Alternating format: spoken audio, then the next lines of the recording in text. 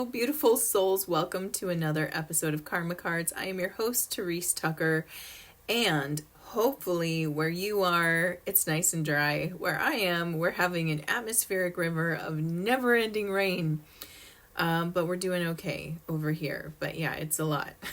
It's a lot of rain. I would love to see some clear sky over here, but let's get into what's going on this week. So we have our last lunation of 2025 happening on December 19th. It is the new moon in Sagittarius at 28 degrees.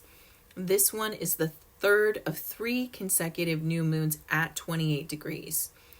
And this is important we're in the middle of a 6-month cycle of this number 28 that follows us every new moon. And it is talking about how we are in a type of transformation. We are leveling up, it says. And it reminds us that when we are connected to our spiritual power, anything can be achieved. And that's something I feel like is the kind of crux of today's episode. When you're connected to your spiritual power, anything can be achieved. And that brings me into the message from the team. So the first thing that they want us to know is that their first message is that beware of bad news right now because it may be over dramatized. And there is plenty of bad news out there. We don't have to go far to find it. It is being sort of thrust upon us, and that is the angle that they want us to pay attention to. Yes, there are things that happen in this world. There are horrible things that happen in this world. Oftentimes, the media apparatuses in this world push the negative, and they push it hard. This is not news you don't know. You do know, but it's just a reminder, don't get sucked into that, right? Anything can be achieved with spiritual power. So if anything can be achieved with spiritual power, if you can make your life better or improve your life in some way simply by tapping into source energy, there's just a counter force that we deal with on this particular plane. It's part of the game, if you will, that wants to counter that and make you believe that there's a force greater than that spiritual power. There is not.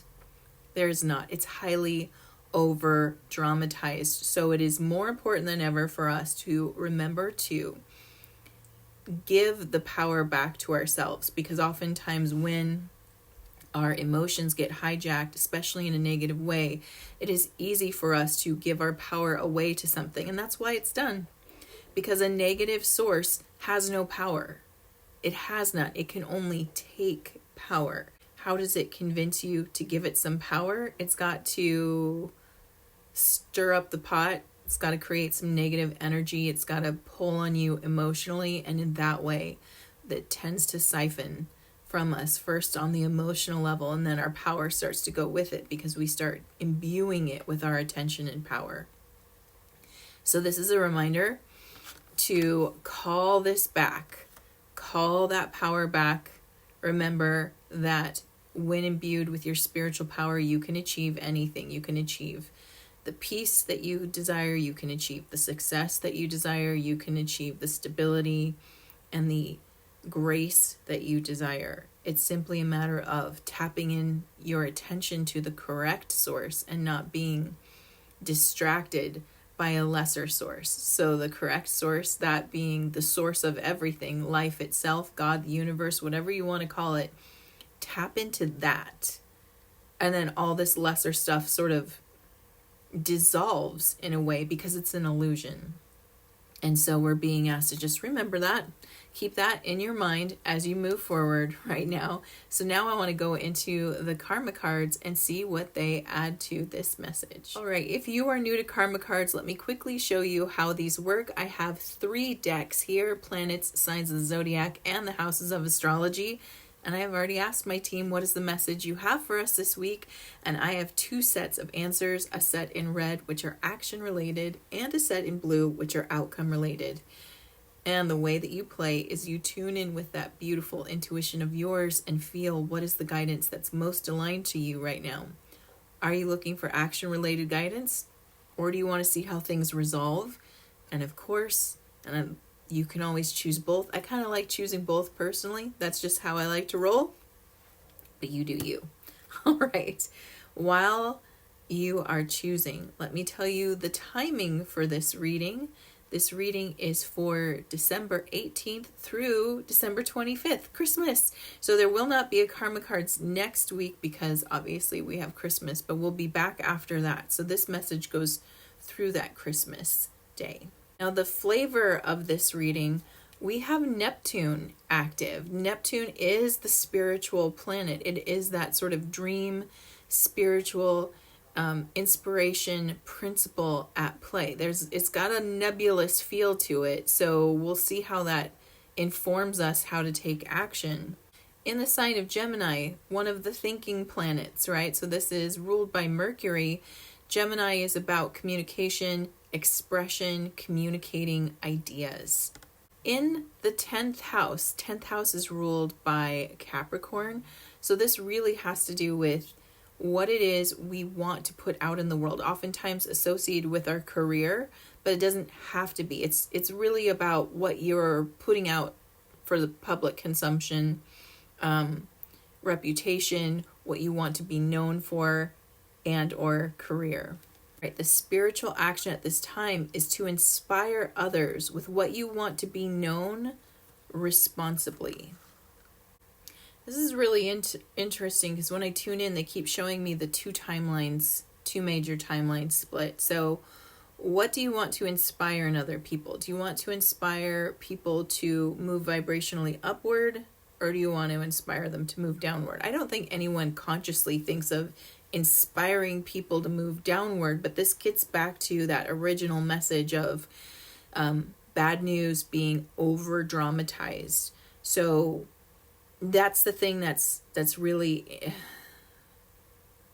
kind of malicious about over dramatized bad news, is it's very salacious and it gets our attention and we want to talk about it and sort of like, did you hear how bad, and go into the details, because there's something about it that's very, dopamine inducing in some way.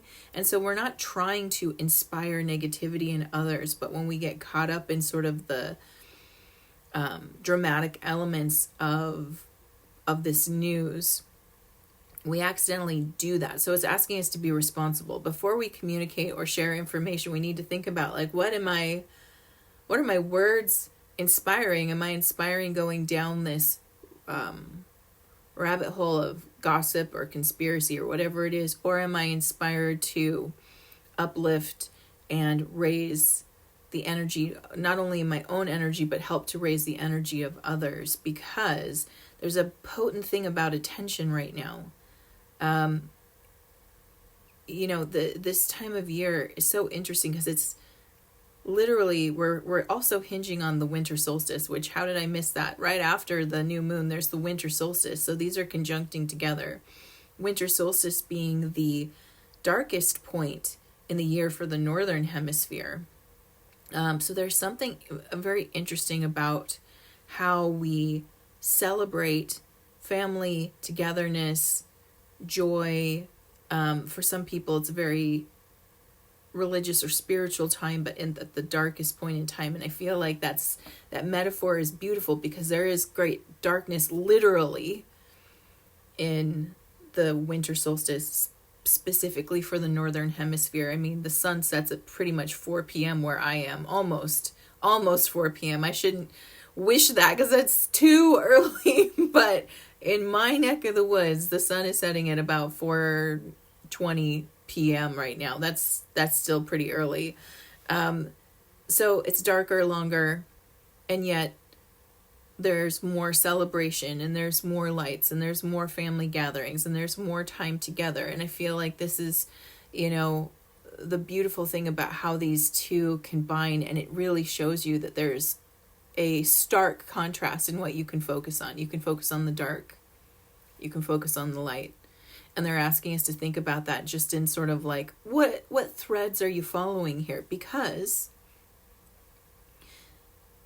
there's purposely dark information being shared and over dramatized and intending to take you down a darker path mentally, emotionally.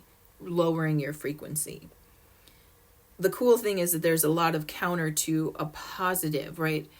Sending messages to each other of love and appreciation, wrapping it up, telling people, seeing people that you love, spending time together, family gatherings, things like that, which is a strong positive energy.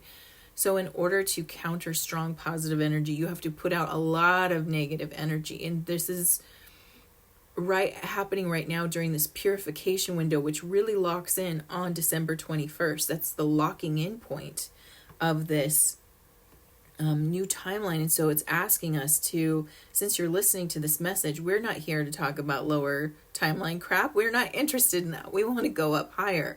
So we're being asked to consciously bring that into conversation with others and really consider what our brain is focusing on. There's a lot of negativity being offered to focus on, to distract. And again, we're being asked to come back and focus on our spiritual power. Mental action at this time: be prepared to sacrifice for what is believed about success. When I ask about this, is there like, what is believed about success is often tied to outcomes. We're looking for outcomes. We're not really thinking about process when it comes to success. We're looking at, well, I want to make $1 million. And when I get the $1 million, I'm successful, as an extreme example. So what we need to, the sacrifice that they're asking here is let go of outcomes. Stop focusing on that. That's a one point in a multi-point journey. It's one part of a multi-part process. If life is a journey, then the outcome would be death, right? That's the end of the journey. Is that really what success is to you? The end of something? Or is success being able to sustain something? Or, so it's part of this is like letting go of outcomes, because that's sort of the end of the journey. Now they're showing me writing a book, right? The process of writing the book, the real joy is writing the book, the active doing. The end of that is the book is finished. Now, the book has more life to it, obviously, but for the writer, the book is done. And that's the end. And they're like, you're still writing this book. So do you want to be done writing the book? Is that what you're saying? And you're probably saying, no, I don't. There's a lot more I'd like to write and experience. And they're like, right, no, so let go of this book ending. Let go of the ending. Let go of the outcome. Let that go so that you can fully experience what success is. Success, in their opinion, as they're talking to me, is more about sustainment. To sustain it, to keep it going, right? I like that. I like that point of view. Success is sustainment. I could go for that. How about you? Physical outcome at this time: yielding is the only way to use the quickest way to become a person of power and status. They're talking about spiritual power and elevated status, elevated frequency. That's what they're talking about. So we have to detach from what power and status might mean in our minds and understand they're talking about spiritual power and spiritual elevation, or frequency elevation, as status.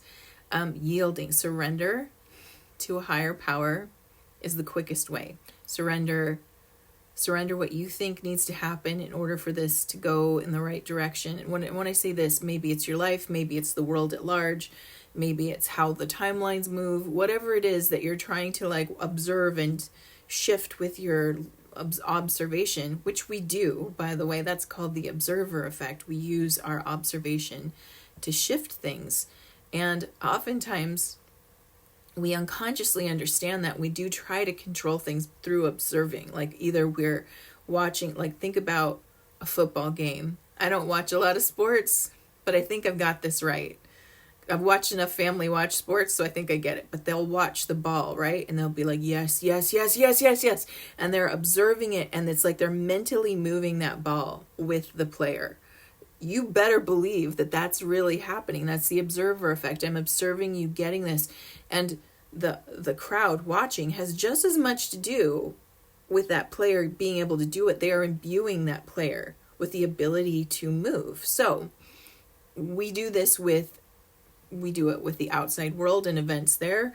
We're doing it right together with the timelines and the Schumann. We're observing and we are saying, yes, yes, yes, move, move, move, move, move, right? We're trying to move it. That's great. That's not a bad thing. They're saying right now, bigger power is at work here. What's helping is to yield to that. Let that do it. Say, use me as a channel to move this, right? Use me as a channel to move this energy. Because, like I said, there are counter forces. It's a game, right? If you do think of life as a spiritual game from the soul level, I know it doesn't always feel like a game, and I'm not trying to dismiss any heaviness someone experiences. But from the soul level, and from the soul level, this is a spiritual game. On this plane, there are opposing forces, positive, negative.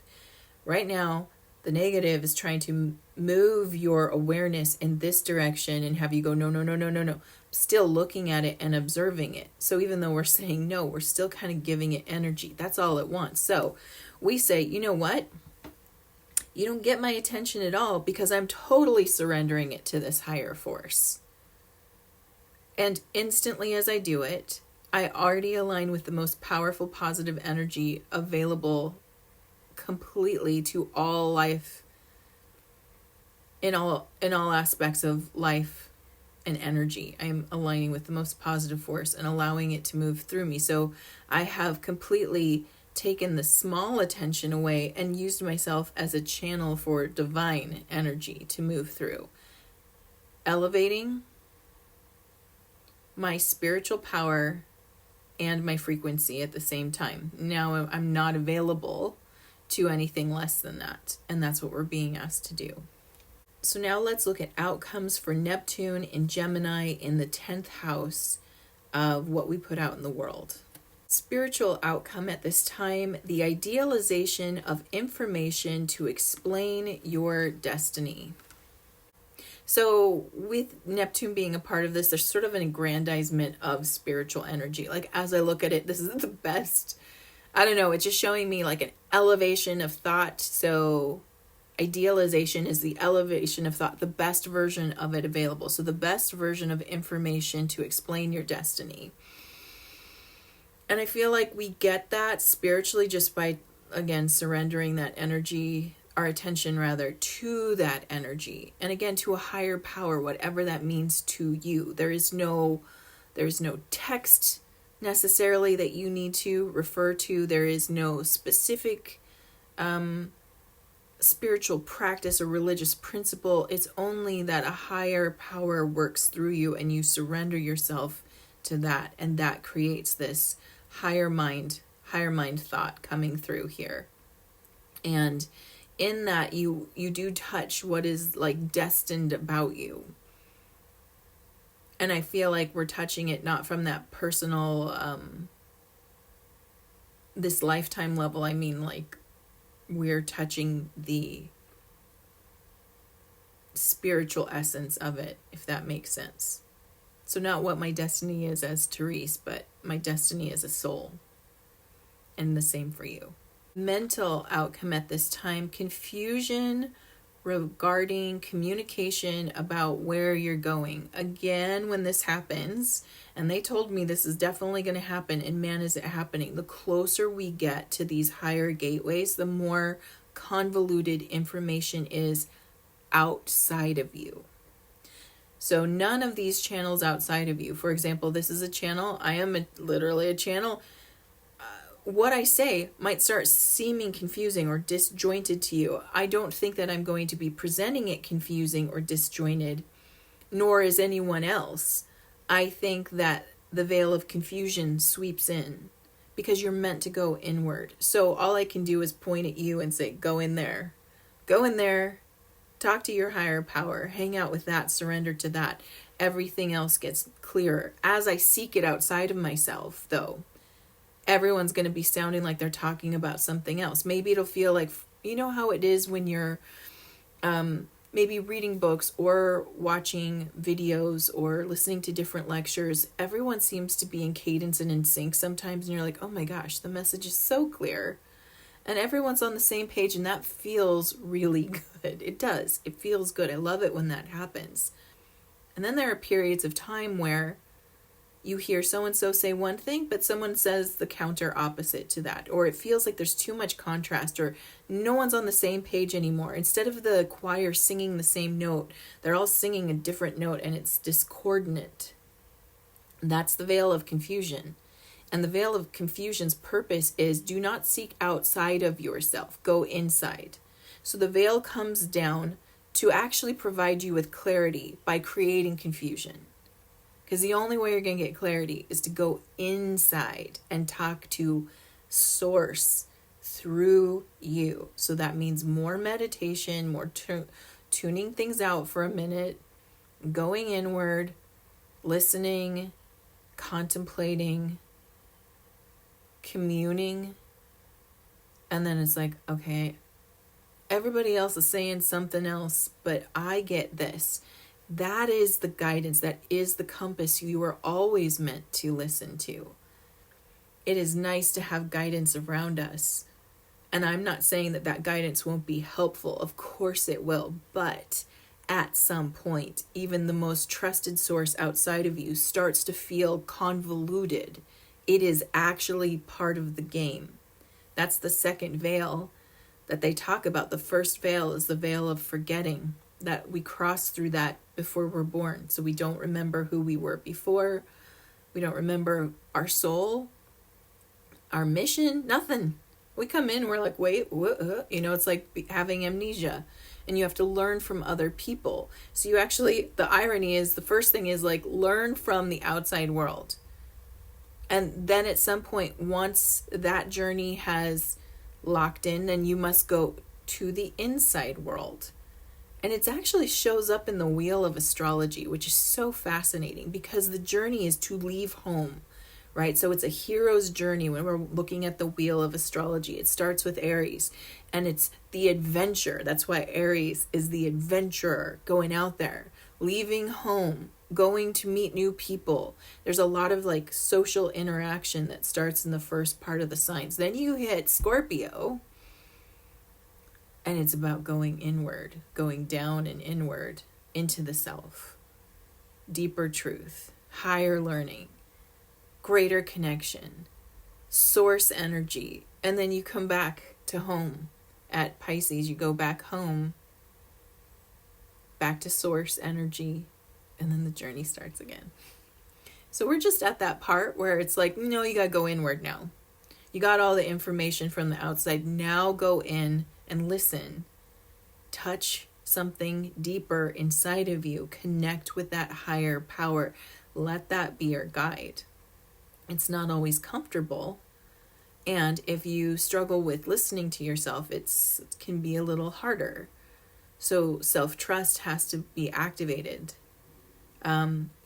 If you try to seek guidance through this veil of confusion period, and I do feel like the veil comes and it goes. So sometimes the information outside of us is a little stronger, and sometimes it sweeps back in. We're like, I don't get what she's saying. And if you're listening to this message while the veil is over you, it's all good. It's all good. Take what you can get, leave the rest. But if you hear anything here, go within and meet your heart. Meet what's in there. Listen to that. Physical outcome at this time, sacrifice resulting from the fluctuations of either your career or what you put out in the world. So the action here, or the outcome really, is about letting go. Letting go of the fluctuations of what you're putting out in the world. I get that during this time we might not feel as consistent as we want to be. And maybe some of that is letting go of that consistency, or it's like, oh, I gotta like, it's not a active energy. It's more of a surrender energy. And so it's like handing it over, right? And you might feel like, no, I'm more comfortable doing something. I get that. If you're a doer, I tend to be a doer. We're more comfortable doing something because now I feel like at least I've got control of it. And it's like, you got to let that go too. You got to trust that just going inward does something. So it's really about being. It's not doing. It's not a doing period. So you're going to fluctuate. If you're a doer and you're trying to put things out there, it's going to feel like, like it's not, something keeps interrupting it. And it might literally get interrupted, or just your state of being able to be productive gets interrupted. So you might feel a lack of motivation or an inability to connect. And that is actually so true now that I think about it. This week, at least for me, I have my planner, I have my to-do lists every day, and I've had to like line things out, move them to another day. It's like the energy to do these things, and I'm not overloading it. It's like 4 or 5 things in a day that are normally very doable. Just no energy to do it. We've got to surrender some of that doing and translate it into being. Something wants us to be with it right now, which is our higher power, which is a higher energy field. It is locking into place. Be with that. And for those who are, for example, the host and hostesses out there who host parties and who are wrapping the presents or who are gathering the people together, this message might feel annoying to you because you got stuff you got to do. You've committed to it. And it's just saying give some time to being and surrender that maybe last year you felt like you had it together more and this year not so much. Don't compare it. Don't compare it. There's a different type of energy at play here, and much more is required of us on that spiritual energy front. It's a big shift happening now. Very different. Good, but very different, and requires a lot from us. And I feel like people are literally being impeded and slowed down, like having physical issues that they don't normally have, that are not necessarily illness related. It's just problems, and they're like, and it's slowing me down. It's like, financially things might not move in the right direction and you feel slowed down, and it's like, So the universe is working on slowing you down. We can find ease with letting it go. That like little will is surrendered to higher will. When we do that, there's a little bit more ease there, because it's like, okay, now you're being with me, right? If the universe, source, God is asking you to be with that energy. And if we're doing, we're not being. We're active, not present, if that makes sense. So it's understood that you have stuff you need to do. As I say to God all the time, I'm like, I got stuff to do. And I hear, but you need to just be here right now. Give some time and energy to that. Doesn't necessarily mean meditate, although that can help. Doesn't necessarily mean pray, although that can help. Doesn't necessarily mean contemplation, although that can help. All of those can help. But to be. And that's all I'm going to say about that. I am sending you so much love. I wish you the most beautiful holiday season, whatever you celebrate. I am sending you so much love. There is a new moon happening. The new moon spirit circle for Sagittarius for us is happening on December 20th, because the 19th is my hubby's birthday. So we will be celebrating that day. But if you'd like to join me for the new moon spirit circle, it'll be happening on December 20th, and I would love to have you there to celebrate the last lunation of 2025 before we go into this next level of energy in 2026. So the link to join is below. Until I see you at the next Karma Cards, I am sending you so much love. Have a beautiful, beautiful Christmas and holiday season. Mwah. Talk about the Starlight Dream Lab, which is all about how to get your nervous system on board with you experiencing your big dream. So if you've ever felt resistance, like you're going after a goal, but your body's not on board because it doesn't feel safe, you feel more scared of going out of your comfort zone than you do stretching, then you need to teach your nervous system that your big dream is a safe space to be. And that's what the Starlight Dream Lab does. It teaches your nervous system that it is safe to experience your big dream, both emotionally and then physically as well. So if that sounds good to you, I have a free mini kit for you. You can go to the link below, click on that. It'll take you to the Starlight Dream Lab, and you can get started today, anchoring in calm and clarity and practicing for your big dream before you get there.